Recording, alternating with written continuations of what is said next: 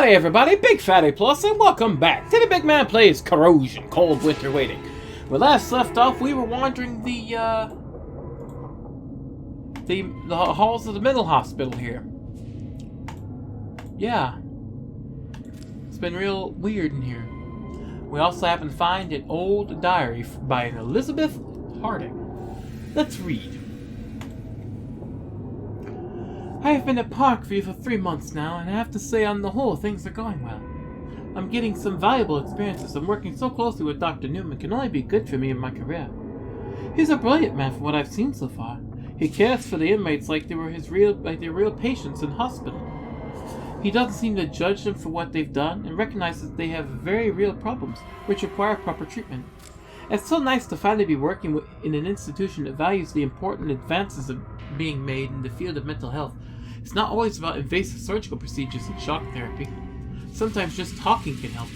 I'm more than impressed that Parkview seems to appreciate these sentiments as much as I do. There's one inmate in particular who seems to have formed some kind of emotional attachment to me.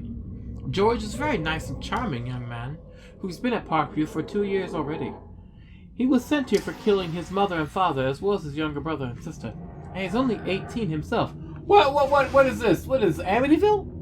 Amityville horror? He displays obvious signs of extreme mental anguish and confusion, and so it'd be unfair in my medical opinion to have sentenced him to anything other than life at Parkview, where he has the chance to find peace and encouragement he so obviously needs. It's month 6 now, and things are not looking as good as they were several months ago. I have noticed a very significant change in Dr. Newman's demeanor of late. Whereas he used to be charming with the staff and compassionate with the inmates, lately I find him abrupt with us, and on more than one occasion heartless and abrasive with the inmates. He has stopped myself and the other nurses from attending any of the inmate consultations, which I find rather odd to say the least.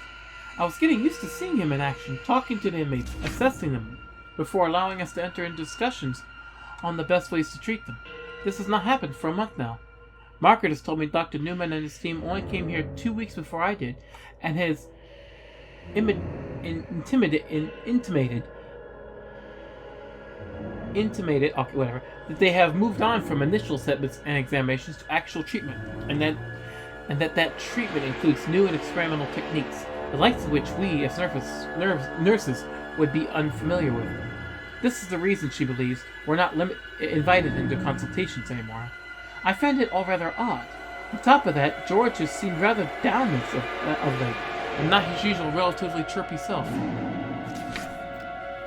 8 months in, I have begun to suspect that everything I thought I knew about Dr. Newman and the treatments being given at Parkview was vastly and terribly wrong.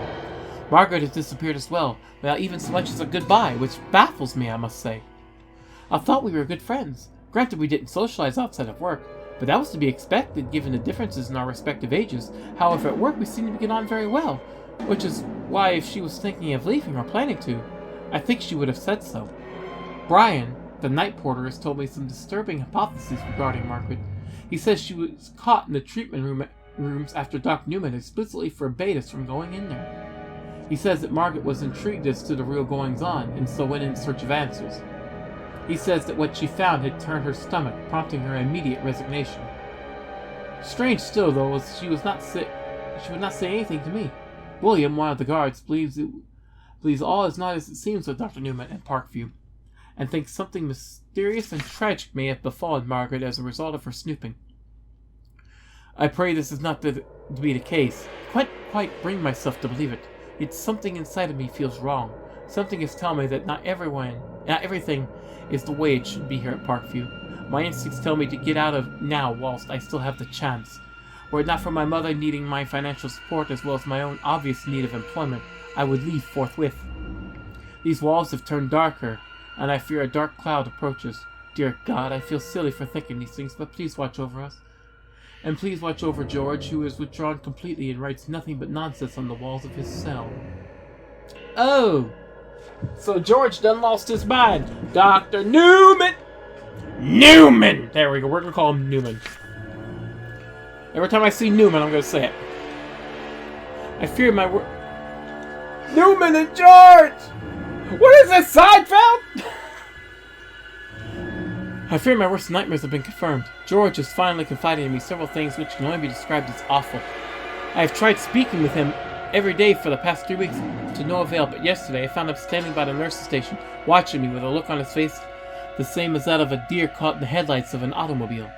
He mentioned me to follow him to his cell, which is not something I would normally considered under our working circumstances.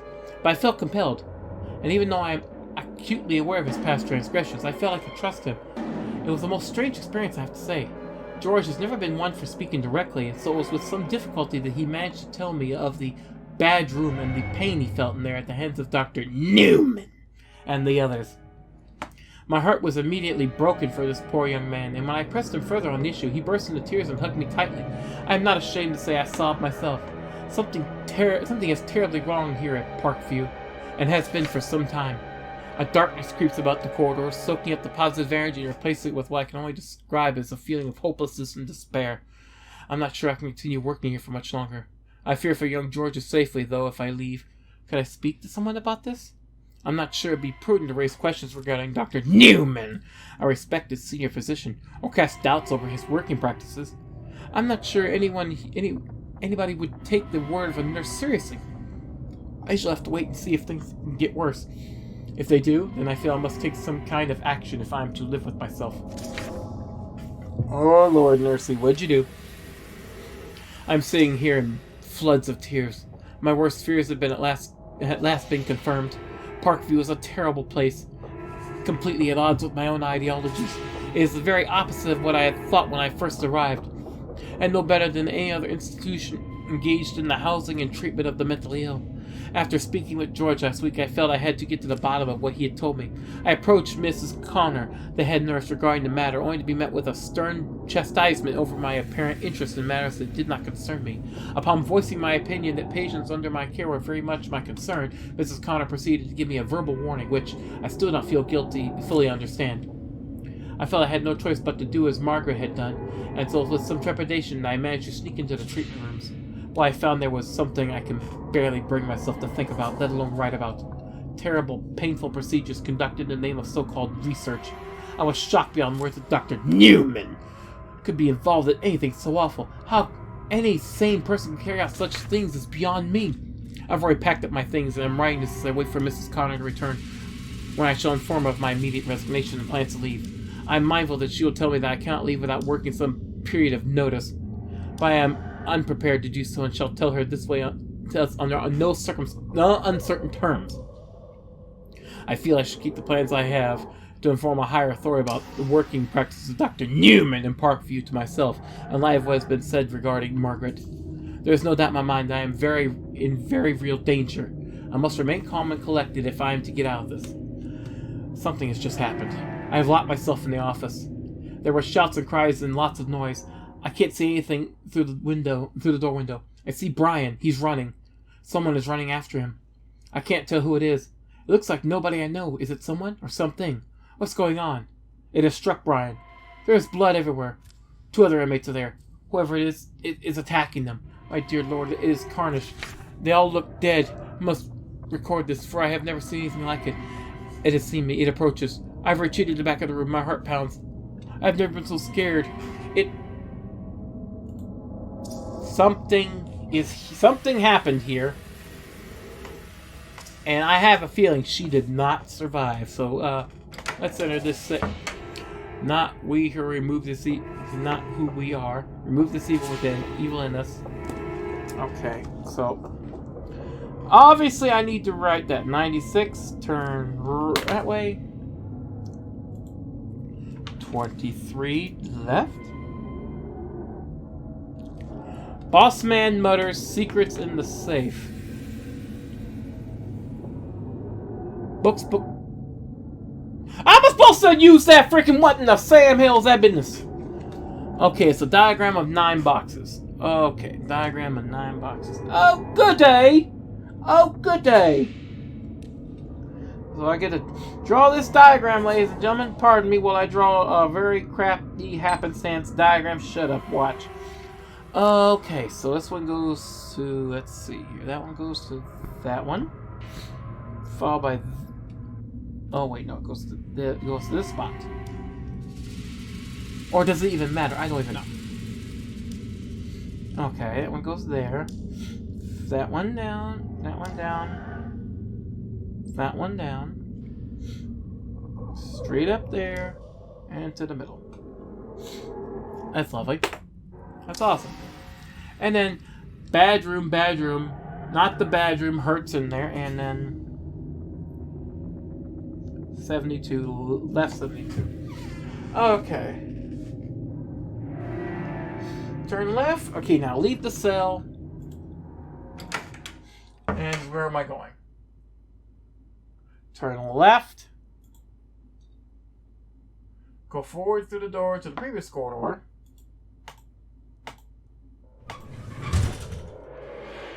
Go forward again. Turn left. Uh-huh. Uh-huh. Okay, so we got some books here. What am I supposed to... That's not section 9 stuff. Okay, so I need to back up, save, because this is a difficult puzzle. I gotta read what I need to do and then try and figure it out on my own before I look at the thing and shut up text. Okay.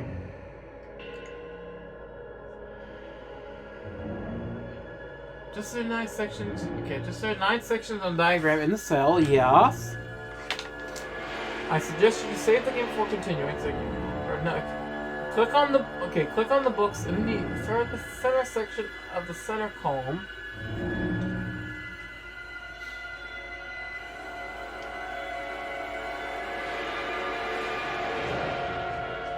Start with the center section of the center column and click on the book. Center section. Okay, so if I follow this,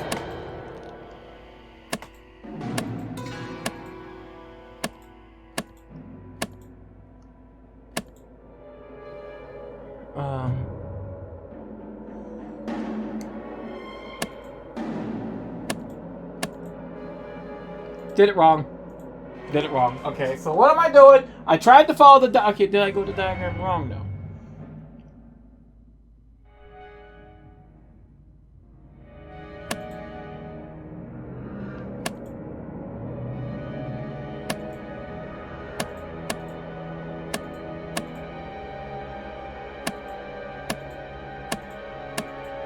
Nope, didn't do it. Okay, so well, crap. I think I should reload.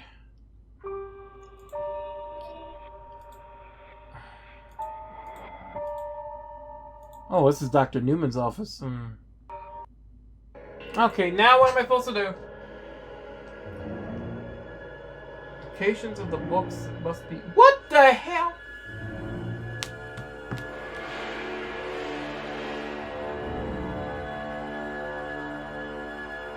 Locations of the books that must be pushed are... Okay, column 2... Okay, column 2, row, okay, column 2, row 2, book 12. Oh my god, are you, sweet lord. Okay, so, I gotta click individual books, why? 1, 2, 3, 4, 5, 6, 7, 8, 9, 10, 11, 12.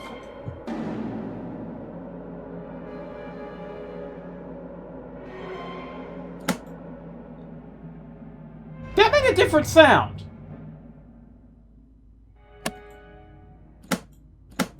Aha! Ha ha ha! Ha ha! Okay! Okay, so... Okay, we start with that one, then we gotta go... Can I just do this?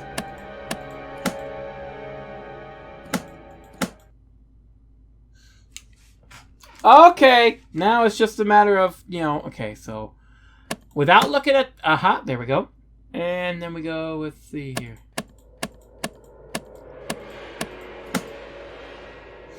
Okay.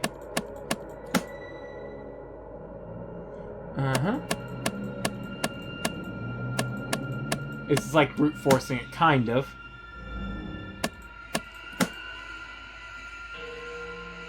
then we go over to here. And then...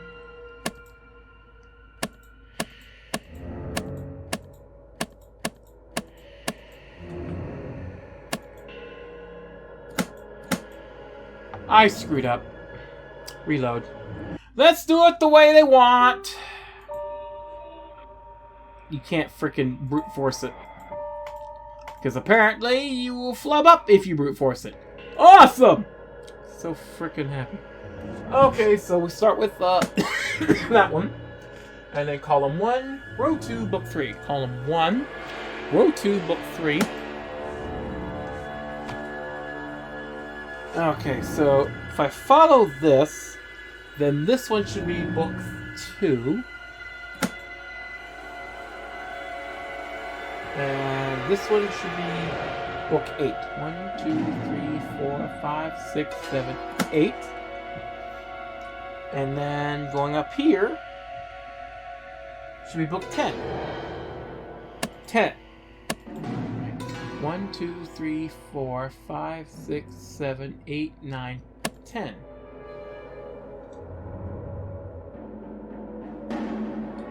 Oh. That's book 10. So why would... Wait, I don't have to do it in each different... What the hell? What?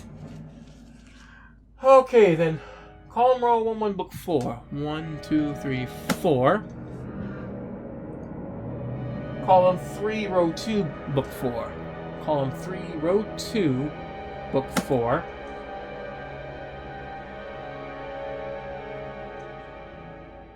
Column 2, row 1, book 3. And column 1, row 3, book 10. 1, 2, 3, 4, 5, 6, 7, 8, 9, 10. Well, I believe that did that. That's a pain in the butt of a puzzle. And I know I already got the safe combination right, y'all. Okay. Okay, so it's going to be... probably... 23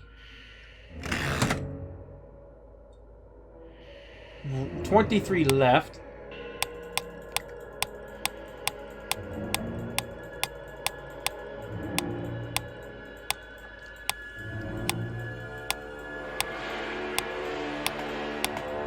And then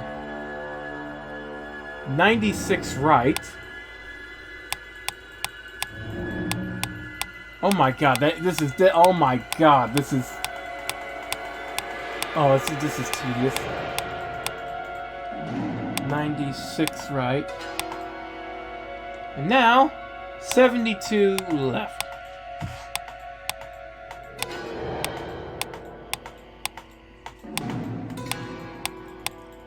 Oh, yeah, this is... Oh, God, this is tedious! This is horribly tedious. Holy sweet Jesus. Oh, wow. I'm looking for 72 here, by the way, game. Oh, God, this ain't annoying at all. Oh, come on.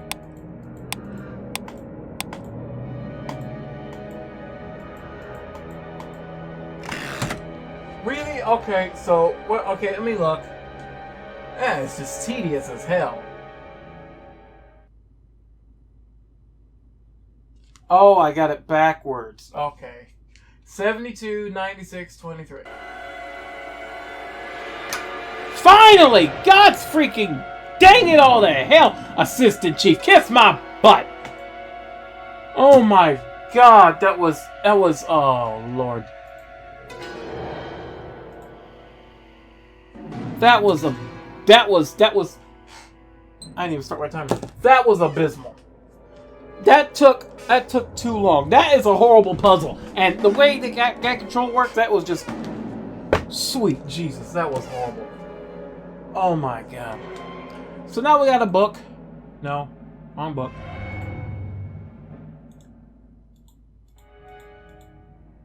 Got a weird key, too. Dr. Elijah Newman. I'm going to go ahead and read this to finish off the episode. I shall keep this journal to record my personal thoughts and feelings as things progress. I feel I must praise the new facility I have been given, which is splendid, and the quality of the specimens better than I could have hoped for. The level of insanity on display is quite refreshing. I am more than confident that I will find conclusive results here. The work I am doing here will be my legacy, my gift to the world, something to remember me by. All of the greats have their legacies, and I don't want to be considered just another doctor or scientist. I want to be considered a great doctor or scientist, one who turned the world of science on its head. When people think of insanity, I want them to think of Dr. Elijah Newman. The esteemed Dr. Elijah Newman, the respected, the revered, the celebrated. That is what I find myself dreaming of at night. This boy don't have delusions of grandeur. This man has a whole freaking psychosis of grandeur. We have begun the preliminary work, which basically involves talking to the specimens, laying down some kind of basis for our future work. I've allowed the nursing staff to sit in on these meetings in a way to make them feel involved. They will be of vital importance as things progress, and I want to keep them on side. Of course, I can't have them involved after this stage, as they simply will not have the stomach for it. Nor would they understand. Their lives are based on simple morals, black and white, with no shades of grey. It's frustrating, really, that I am to be surrounded by such obtuse views. But it is the way of things, I suppose. Few would understand what I am doing here. They cannot grasp the vastness of the work, the brilliance of it, what it means to future generations. Nor can they grasp that in order to make an omelette, one must first break eggs.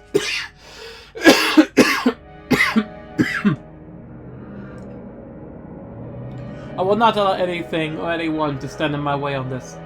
Hopefully it won't come to that, but if it does, I am more than prepared to take whatever action is necessary to protect the integrity of the project. Today I undertook the first of the experiments. It was difficult work, and not really very conclusive, which wasn't surprising really, since it was more of a test run than anything else. There's a lot of very important work to come, and it simply wouldn't do to go in half-cocked, as they say. We must be prepared, and we must know where we stand. Today, I set the bar for what needs to be done. It was a fairly routine operation, although the specimen did put up quite a struggle when we accessed the brain through the top of the skull. This threw the results somewhat out of balance, as I had really hoped to do this test in more of a calm manner to gauge the activity of the brain without external pressure. I shall have to ask Dr. Thomas to obtain some sort of muscle relaxant for next time, as the arm flailing was quite off-putting, I have to say. Skull. Okay, so you're doing freaking what's the word for drilling in the skull to relieve pressure? That's what it sounds like he's doing. I can't remember the name of it. Specimen number 3 has become unstable. Unusable, which is a shame. I had already acquired some remarkable results from it. The brainstem is a wonderful thing, obviously not able to withstand too much electrical current, but I mustn't let that put me off trying further theories in this area. I fear one of the nurses may have overheard something today. I believe the young lady's name to be Margaret. Chubby little thing, and quite short, too. Not married, as I understand it. I must confer with Adams about this. If she has indeed become privy to any information above her station, then she will need to be removed. It's not something I want to do, but I cannot have my work compromised by these people. I wish they weren't here, to be honest. They have become a nuisance. They are nothing more than window dressing. One could consider them a liability, really. I shall have words with Mr. Fitzpatrick about them. He knows the value of this project better than anyone. He should understand my concerns. My fears were confirmed yesterday. The nurse called Margaret did indeed stumble upon something above her pay grade. She was removed this morning for the benefit of the project. It was our good fortune that she was not of the marrying type, and had no dependents. Her removal will not generate many questions. Good news on the second round of experiments. I have pinpointed a possible emotional hotspot within the brain that may give vice to a change in hormone levels, which could in turn lead to various pre-insanity stages, as I call them. Spinal fluid was also taken from the specimen number 4 today. I was intrigued by the passing of information from the brain to the limbs under the times of stress. I feel there may be something worth looking at there. It was at least intriguing to note specimen 4's heart rate differentials as the spinal column was deranged. Most interesting. It's hard to read the cursive there. It's hard to read script. Things are going from bad to worse. I grow tired of these results and these specimens. How am I supposed to work when they keep crying out in pain at every little poke and prod? Pointless creatures. They're not even good enough to aid me in my experiments. What good are they at all? None! I've asked Dr. Thomas repeatedly to take care of the issue, but he says we should keep them unconscious throughout each procedure for the best results. I know he is right, of course, but that doesn't make things easier. It makes things infinitely more difficult. I'm beginning to lose faith in my own theories. I see one of the nurses eyeing me in an increasingly strange way, which I do not like. She seems friendly with the George boy, specimen 7, which I also do not like. She has no business fraternizing with the specimens. They are not people to have conversations with. They are not for our social benefit. They are here for our scientific benefit. If she continues to view me with the strange eyes, then I shall be forced to take action again. I am becoming very annoyed. My thoughts are running into each other, creating a stream of muddled half-theories. Things cannot continue this way. I have lost 2 more specimens this week already. The work is suffering terribly. Nothing is going right. Everything is going wrong. I am finding out nothing. Why is this? Why have I done to deserve this? Am I not committed enough? Am I not passionate enough? Are my motivations not honorable enough?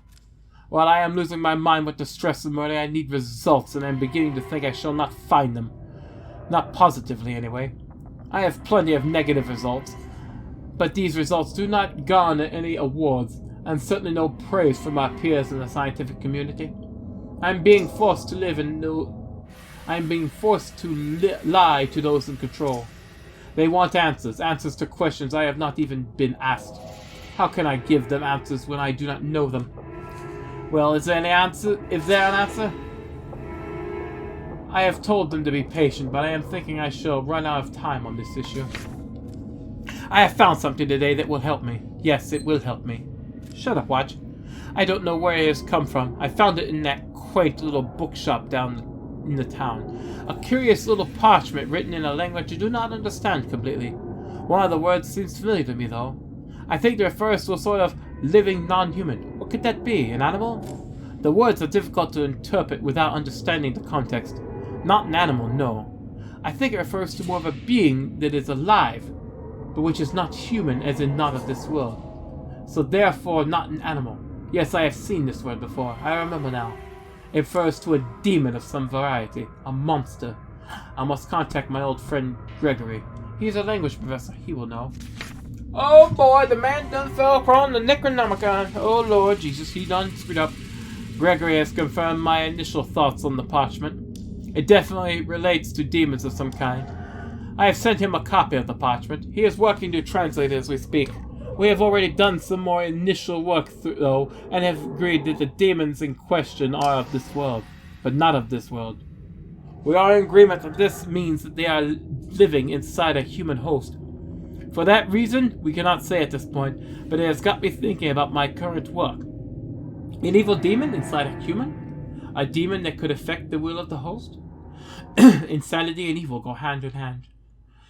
What if the actions of a malicious demon, acting from within a human host, could explain these insane actions perpetrated by the human? Yes, because the human would not be in control at all. So this mofo just discovered the whole demon thing. Oh god. Maybe he's the birth of the whole red butterfly crap. Gregory has translated the parchment. I cannot believe it. It is exactly as I thought. It refers to demons living inside a human. I need a drink. Oh, man. Sorry. It is exactly as I thought. It refers to demons living inside a human. I am more convinced. I am more than... tripping over my words. I am more than convinced that the key to unlocking the question of insanity will come from extracting one of these demons from one of our specimens. The process is clearly marked in the parchment. Of course, as even there is always a problem. As ever, it seems I need some things I do not have. I have the afflicted specimens, of course, but I do not have the so-called hunters, or a demon that has infected the host that contains the demon I wish to free. It does seem, though, that if I can find these things, which I am sure I can, that I can release a demon from one of my specimens. The parchment gives the ritual necessary. So that it is not an issue. It says I must cut out the hearts of 3 infected specimens and 3 hunters, and place them between the infector and the demon. I am trying to... I hear those footsteps!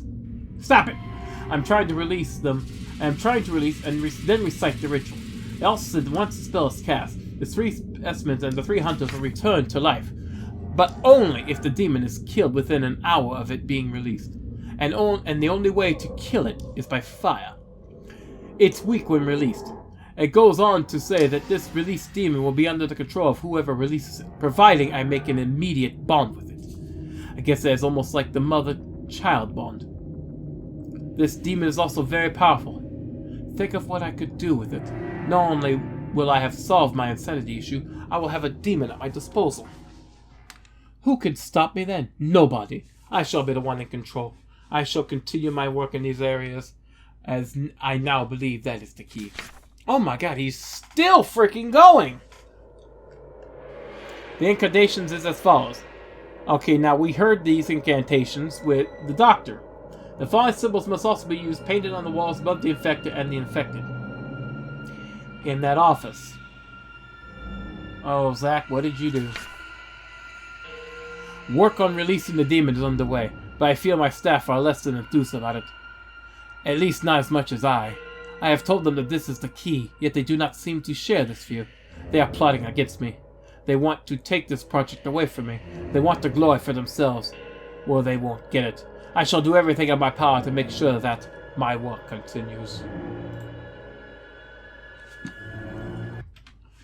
Oh Lord, so our esteemed Dr. Newman has released a demon.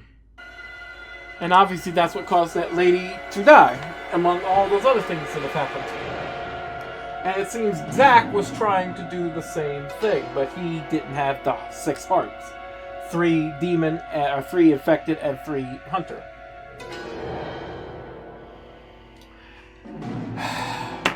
And from the way to look at the walkthrough, we are nearing the ending. But what will happen? Is there really a demon here? Or is everyone in this whole conflagration bat crap insane? Find out next time on, quite possibly, the final episode of The Big Man Plays Corrosion, Cold Winter Waiting. Till this BygPhattyPlus, sayonara.